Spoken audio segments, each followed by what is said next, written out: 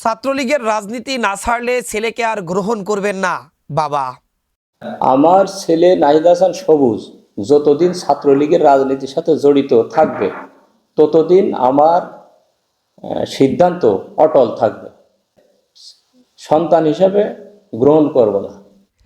ঝিনাইদহে নিষিদ্ধ সংগঠন ছাত্রলীগের সঙ্গে জড়িত থাকার অভিযোগে নিজের সন্তানকে ত্যায্য ঘোষণা করেছেন এক পিতা। এই নিয়ে সামাজিক যোগাযোগ মাধ্যমে ব্যাপক সমালোচনার সৃষ্টি হয়েছে। সম্প্রতি ঝিনাইদহ জেলা নটারি পাবলিক কার্যালয়ে উপস্থিত হয়ে এক হলফনামার মাধ্যমে এই ঘোষণা দেন ছাত্রলীগ নেতা নাহিদ হাসান সবুজের বাবা মোহাম্মদ আবু জাফর। তবে এরপরেও পানি ঘোলা কম হয়নি। হলফনামা সূত্রে জানা যায়, ঝিনাইদহ সদর উপজেলার পোড়াহাটি ইউনিয়নের আড়ুয়াকান্দি গ্রামের বাসিন্দা মোহাম্মদ আবু জাফর তার পুত্র নাহিদ হাসান সবুজকে ত্যায্য পুত্র ঘোষণা করেছেন। নাহিদ হাসান সবুজ ঝিনাইদহ সরকারি কেসি কলেজ শাখা ছাত্রলীগের যুগ্ম সাধারণ সম্পাদক।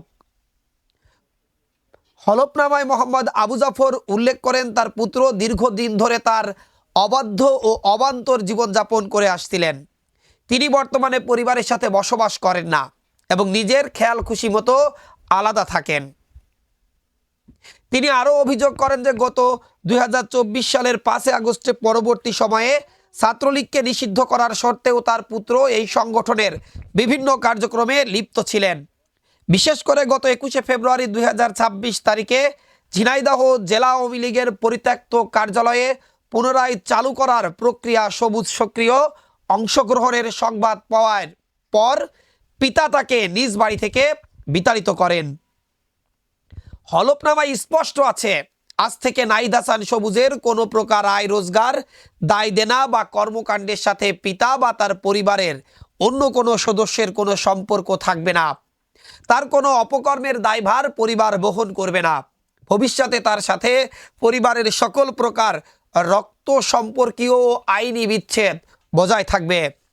তবে জেলা মানবাধিকার কর্মী ও জ্যেষ্ঠ আইনজীবীরা বলছেন, দেশের প্রচলিত আইন অনুযায়ী বাবা তার ছেলেকে কখনো ত্যায্য ঘোষণা করতে পারেন না।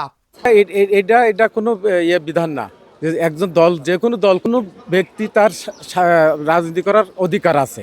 সে ছাত্রলীগ করতে পারে, ছাত্র দল করতে পারে, ছাত্র শিবির করতে পারে বা আনুষঙ্গিক যে কোনো দল করতে পারে, কিন্তু তাকে এই দল করার কারণে তাকে ত্যায্য করার কোনো বিধান আইনে নেই।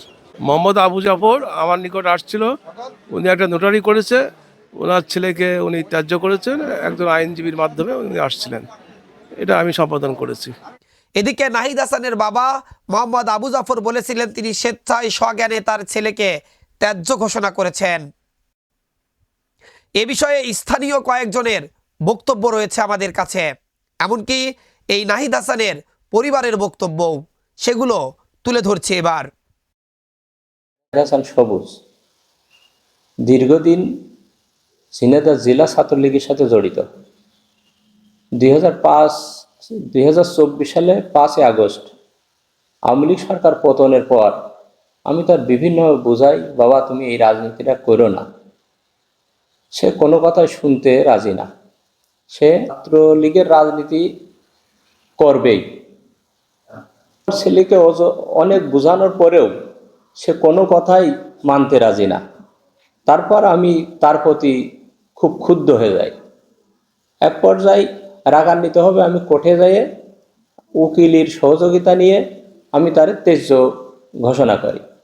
আমার ছেলে নাহিদ হাসান সবুজ যতদিন ছাত্রলীগের রাজনীতির সাথে জড়িত থাকবে ততদিন আমার সিদ্ধান্ত অটল থাকবে।